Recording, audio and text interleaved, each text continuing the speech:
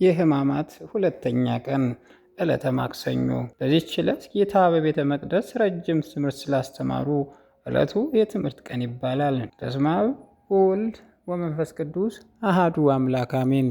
በክርስቶስ ክርስቲያን፣ በወልድ ውሉድ፣ በመንፈስ ቅዱስ መንፈሳዊ ናቸው።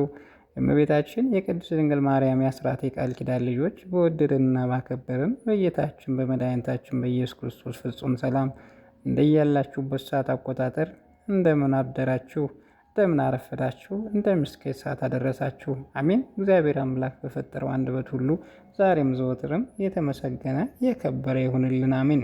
በዚህች ዕለት ጌታ በቤተ መቅደስ ረጅም ትምህርት ስላስተማረ ዕለቱ የትምህርት ቀን ይባላል። ክርስቲያን ሁሉ ከስጋዊ ነገር ርቆ በዚህ ሰሞን የሃይማኖት ትምህርት ሲማር ሲጠይቅ መሰንበቱ መጽሐፍ ቅዱሳዊ ስርዓት ነው። በዚህች ዕለት ጌታ መድኃኒታችን ኢየሱስ ክርስቶስ ስለ ስልጣኑ ተጠይቋል። ጠያቂዎቹ የካህናት አለቆችና የሕዝቡ አለቆች ሲሆኑ ጥያቄውም በማሰልጣን እነዚህ ታደርጋለህ? ይህ ስልጣን የሰጠ ማን ነው የሚል ነበር። ይህ ጥያቄ ጌታ ዕለተ ሰኞ ሁለት ነገሮች ማከናወን ተከትሎ የተነሳ ጥያቄ ነው።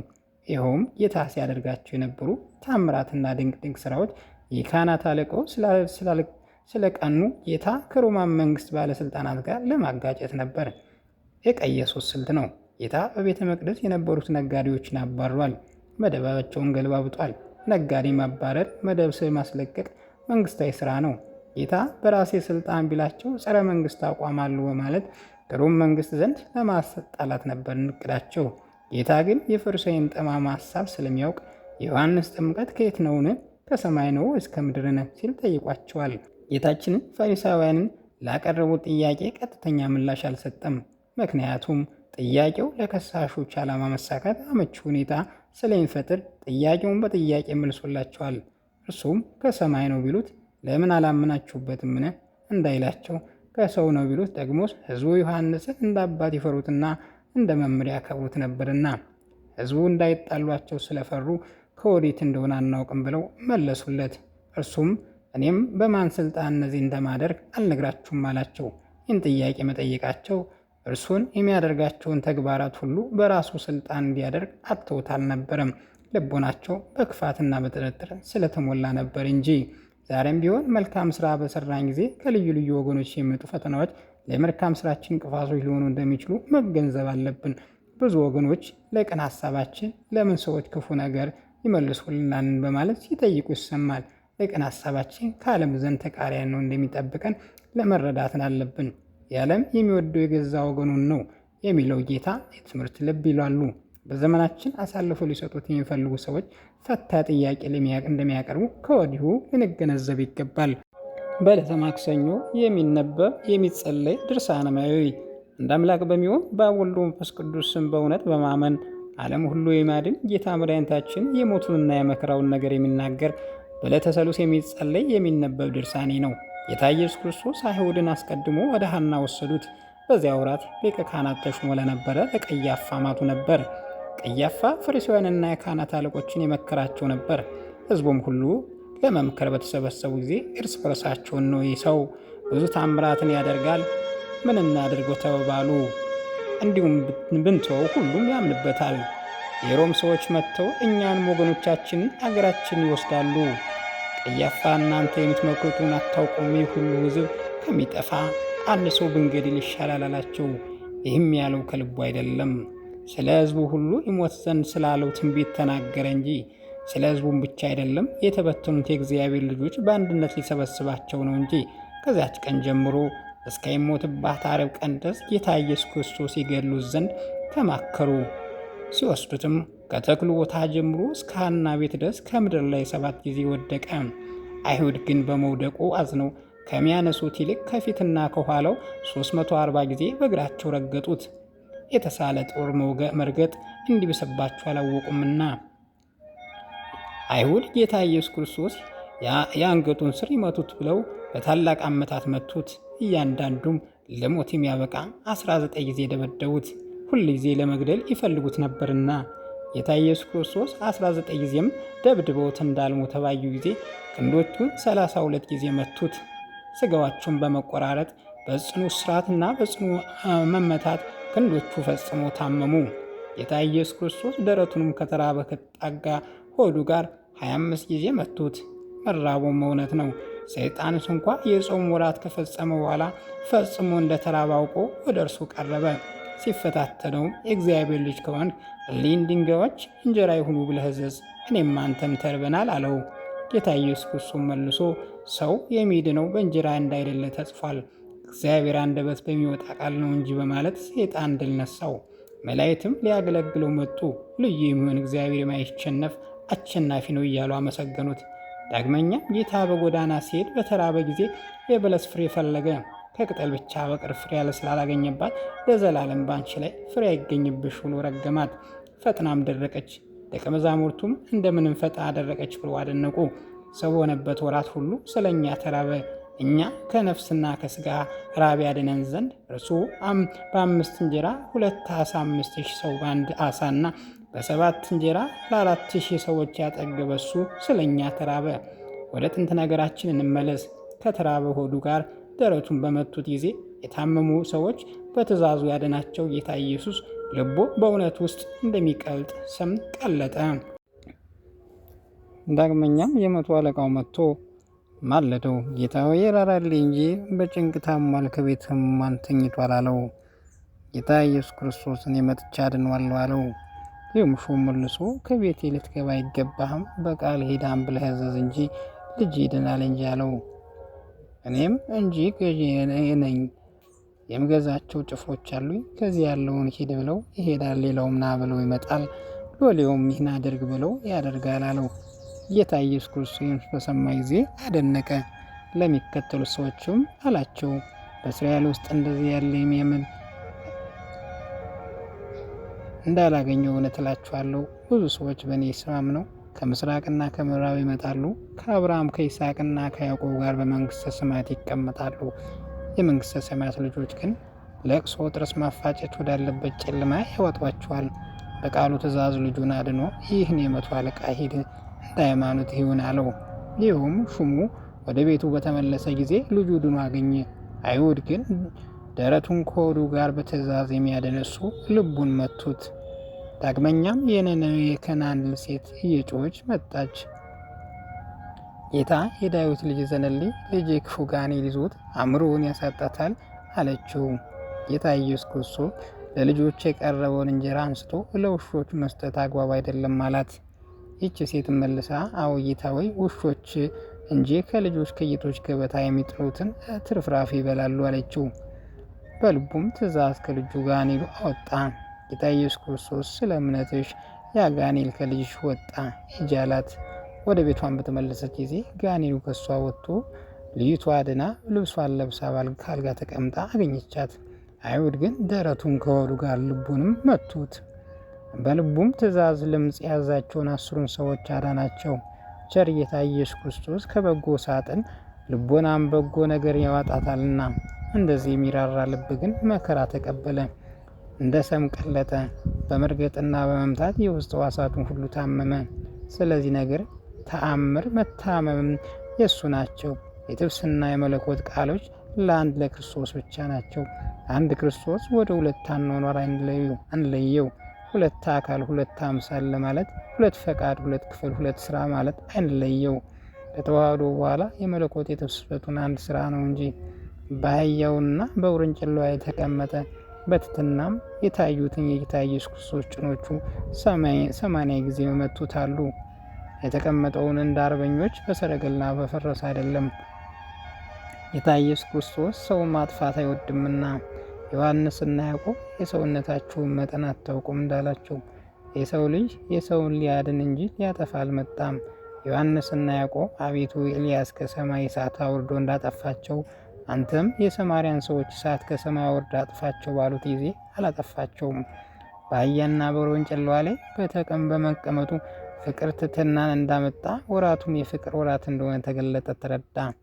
ከጠላቶቹ አይሁድ እንጂ እንዳያመልጥ ከአይሁድ እጅ እንዳያመልጥ በእነሱም እጅ እንዲሞት ተረዳ። ዮርዳኖስ የፈራቸው የጌታ ኢየሱስ ክርስቶስ እግሮች 47 ጊዜ ይመቷቸዋሉ። ዮርዳኖስ የጌታን እግሮች ከዳርቻው በደረሱ ጊዜ 40 ክንድ ያህል ወደ ኋላ በተመለሰ ሸሸ። እሳታውያን ከሚሆኑ እግሮቹ የተነሳ ዮርዳኖስ በእሳት እንደፈሉ የፈላ ሆነ። ኃያላን በሚኖሩ እግሮቹ ከላይ የነቁ እንደነበረ ዮርዳኖስ ከታች ሁለት ተከፈለ። በጌታ በኢየሱስ ክርስቶስ እግሮቹ ስር አንበሪዎቹና ዓሣዎች ሰገዱ። ጠላት ዲያብሎስ ጽፎ በዮርዳኖስ ያኖረው የአዳምና የሔዋን ዕጣቸው ደብዳቤ በእግሩ አጠፋቸው። ጌታ ኢየሱስ ክርስቶስ በዮሐንስ እጅ በዮርዳኖስ የተጠመቀ በዚህ ምክንያት ነውና። ጌታችን ኢየሱስ ክርስቶስ በዮርዳኖስ ውስጥ ያጠምቀው ዘንድ ከገሊላ ወደ ዮሐንስ በሄደ ብሎ እንደተናገረ ዮሐንስ ከአንተ ትጠመቅ ዘንድ ወዳለሁ እንጂ አንተ ወደ እኔ ትመጣለህ ብሎ አይሆንም አለው። ጌታ ኢየሱስም መልሶ አንድ ጊዜ ተው፣ ይህ ስለ እኛ ተላ ነውና አለው።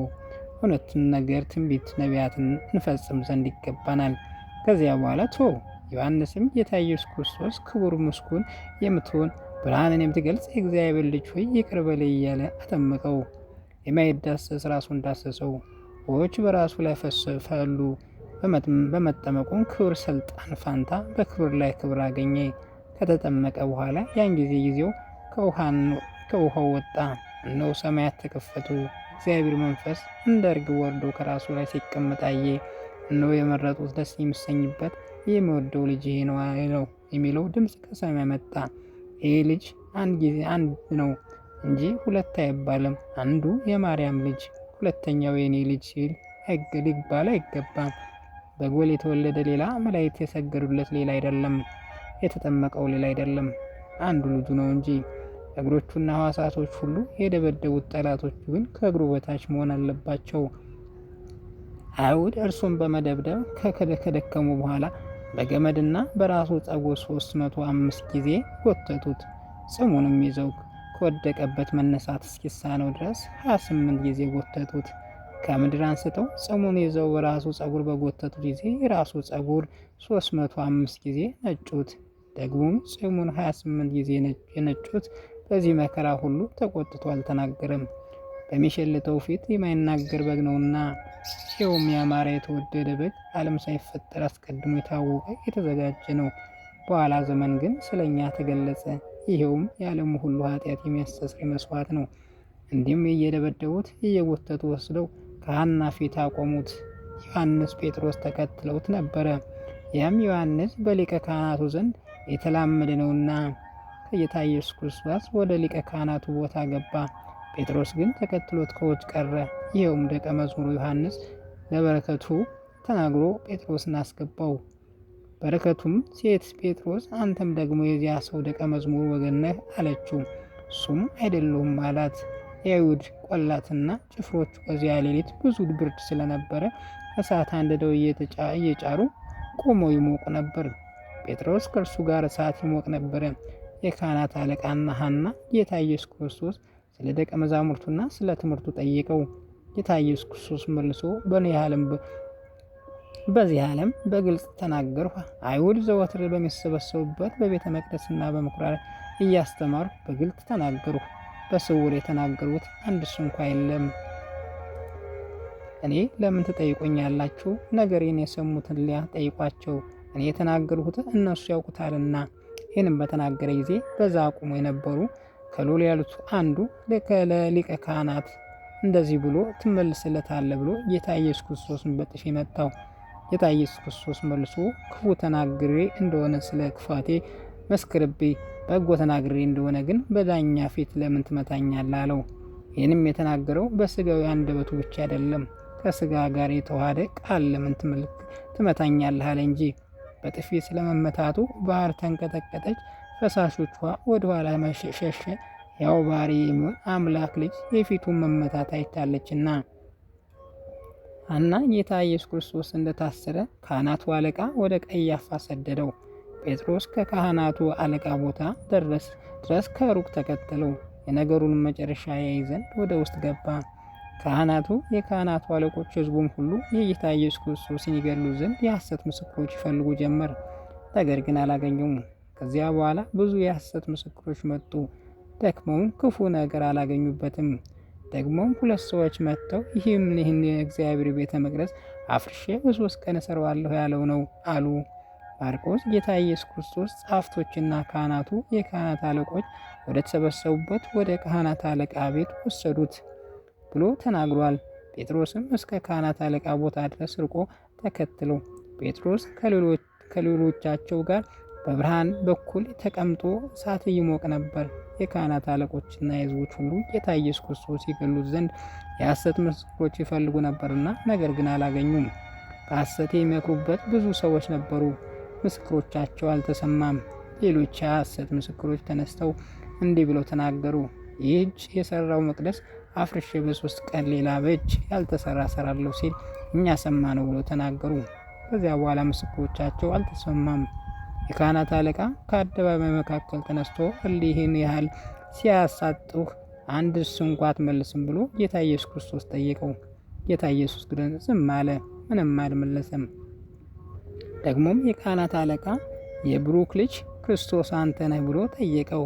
እውነትም የእግዚአብሔር ልጅ ክርስቶስ አንተን እንደሆንህ ትነግረኝ ዘንድ በሕያው እግዚአብሔር አማጽናለሁ አለው። ጌታ ኢየሱስ ክርስቶስ መልሶ እኔ ክርስቶስ እንደሆንህ አንተ ትላለህ አለው። እነሆ የሰው ልጅ በሰማይ ደመና ተቀምጦ ኃይል ባለው ስልጣን ሲመጣ ታዩታላችሁ።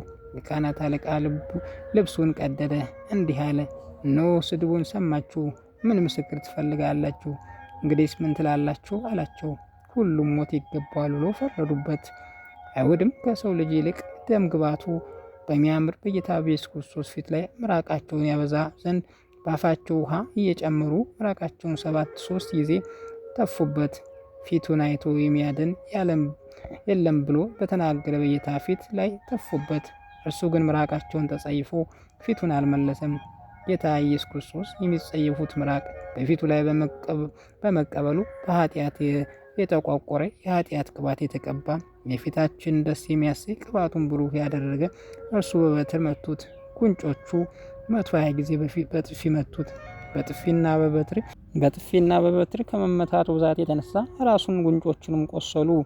በራሱ ላይ ያሉ ቁስሎች ታላቆች 72 ያህል ናቸው። ዓይኖቹ አፍንጮቹም የደም ምንጭ ሆኑ። የያዙት ሰዎች በጌታ በኢየሱስ ክርስቶስ ይዘብቱ ጀመር። ፊቱ በጨርቅ ቅዳጅ ሸፍነው እየደበደቡ ክርስቶስ የመታህ ማን ነው ተናገር ይሉት ነበር። ሌላም ብዙ ስድብ ይሰድቡት ነበር። ጴጥሮስ ከውጭ ተቀምጦ ሳለ አንዲት ብላቴና መጣ። አንተም ከገሊላው ሰው ከኢየሱስ ጋር ነበር አለችው። ይህም የምትዩ ሰው ከኔ አላውቀውም ብሎ በሕዝቡ ፊት ካደ። ወደ ደጅ ውስጥ ሳለ ሌላይቱ ብላቴና አገኘችው። ከዚያም ለቆሙ ሰዎች ይህም ከናዝሬቱ ሰው ከኢየሱስ ጋር ነበር ብላ ነገረቻቸው። ይህ ሰውም አላውቀውም ብሎ እየማለ ካደ። ጥቂት ቆይቶም ሳለ ከዚያ የቆሙ ሰዎች መጥተው ጴጥሮስ አንተም እውነት የእሱ ወገን ነህ፣ በነገርህም ትታወቃለህ አሉት። ከዚያም በኋላ ይህ ሰው አላውቀውም ብሎ ራሱ እየረገመ ማለ። ሁለተኛም ዶሮ ጮኸ። ጌታ ኢየሱስ ክርስቶስ ተመልሶ ጴጥሮስን አየው። ጴጥሮስም ዶሮ ሳይጮህ 3 ጊዜ ትክደኛለህ ብሎ ጌታ ኢየሱስ ክርስቶስ የተናገረውን ቃል አስቦ ሂዶ ያለቅስ ጀመር። ጌታ ኢየሱስ ክርስቶስም የጴጥሮስን የመጸጸቱን ለቅሶ ተቀብሎ 31 እያለ 3 ጊዜ ይቅር አለው። የመንግስተ ሰማያት መክፈቻ ሰጠው። ጌታ ኢየሱስ ክርስቶስ ይቅር ባይ ነውና። ጌቶች አብ መንፈስ ቅዱስ ሆይ አደራላችኋለሁ። እመቤቴ ማርያም ሆይ አንቺም ማጸናለሁ ማለዳለሁ።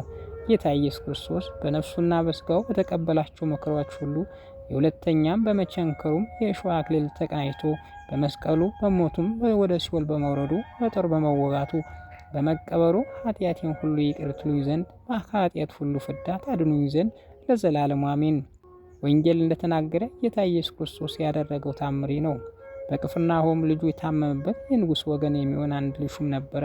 እሱም ጌታ ኢየሱስ ክርስቶስ ከይሁዳ ወደ ገሊላ እንደመጣ በሰማ ጊዜ ልጁ ለሞት ቀርቦ ነበርና ያድነን ዘንድ ወደ እርሱ ሂዶ ለመነው።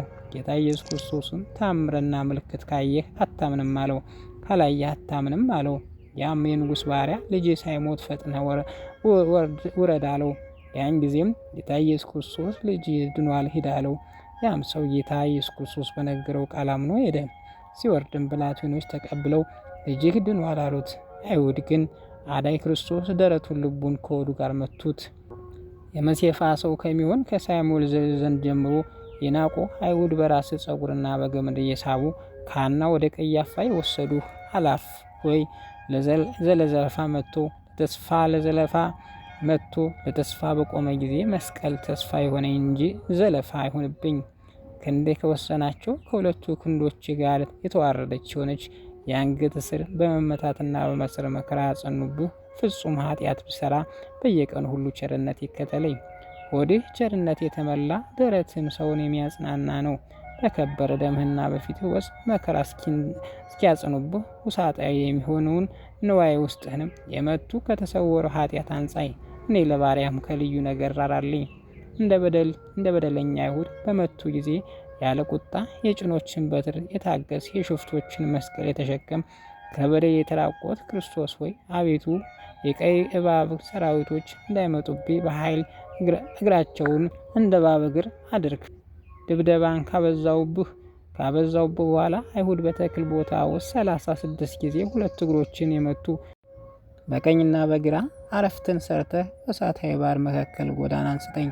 በስጋው ቁጥር ከሆኑ ከብዝት ራስ ጸጉር ጋር ግሩም የሆነ ፊትን ጽም የነጩ በተቀበልከው መከራ የበሽተኞችን ሕይወት ክርስቶስ ሆይ በጣፈጠ በጎንህ ደም ነፍሴን አድሳት። ነፍሴ በደም ታድራለችና። ግፍን የማይፈሩ የአይሁድ ረግጠው 7 ጊዜ በጎዳና መካከል የጣሉ ሊቀ ካህናትን በውጭ በጎ በተናገርኸው ጊዜ በነገርህ እንዴት ተቆጡ?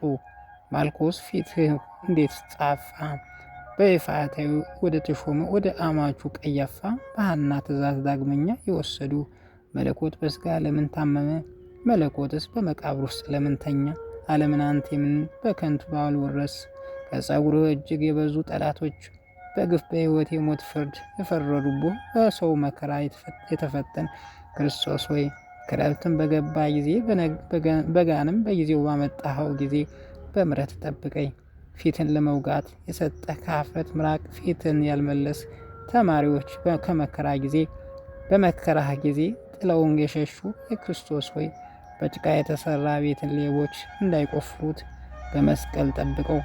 ጠላቶች በታጣቸው ዓይንህ የሸፈኑንም በትር መጥተው ያቆሰሉ ዳግመኛ በግዞት ቤት እጅና እግር የታሰርህ ቸር ፈጣሪ በለመለመች ሀገርና በአማረች ምድር ነፍሴን አሳርፋት። ጌታ ኢየሱስ ክርስቶስ ሆይ ኃጢአቴን አስተስርይልኝ ለዘላለሙ አሜን።